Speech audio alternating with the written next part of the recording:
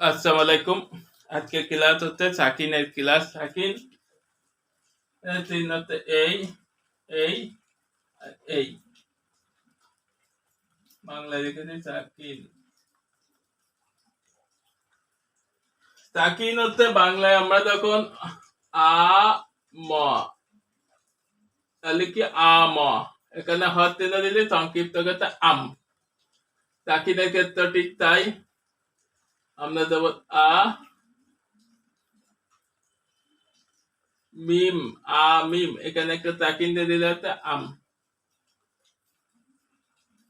এর সাথে একটা মিম দেবো, মা যোগ করলে হচ্ছে আমা।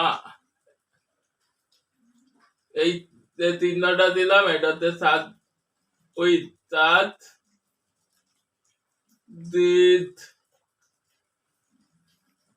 এটাতে যুক্ত বর্ণ ক্ষেত্রে ব্যবহৃত হয়। এইটা দেখলে বুঝবো আমরা একই হরফ, একই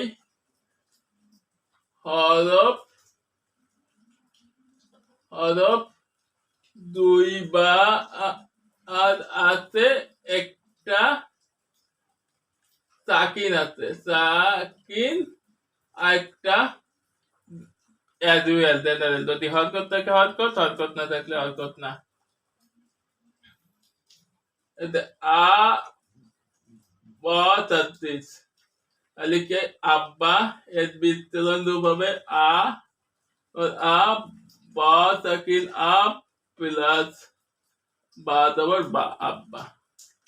এটাতে সাকিন এবং দুইটা ক্লাস দুই যত যুক্ত বর্ণ আরবি হরফে, বাকি হরফ গুলো যদি অন্য অন্য আরবি হরফে যদি অন্য অন্য হরফ থাকে তাহলে কিন্তু এই যুক্ত বর্ণের বিষয়টা হয়তো দেখো নুনের পরে থাকলো বা, তারপরে থাকলো মিম।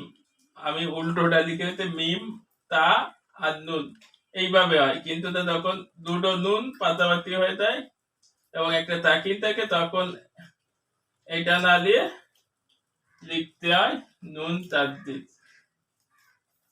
মানে একই আরবিতে একই হরফের যুক্ত বর্ণ হলে তাকদির দিতে হয়। সেখানে একটা নুন তাকিন উল্লেখ, সেখানে একটা তাকিন উল্লেখ থাকে এক অপর হরফের।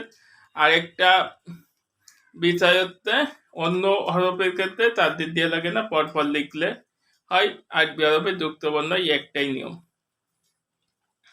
সবাইকে এ পর্যন্ত ধন্যবাদ, ভালো থাকবেন, আল্লাহ হাফেজ।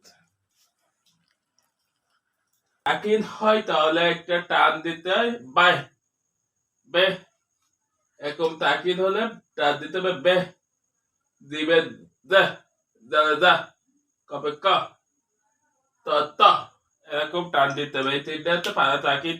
এই পাঁচটা হলো তাকিদের ব্যতিক্রম নিয়ম।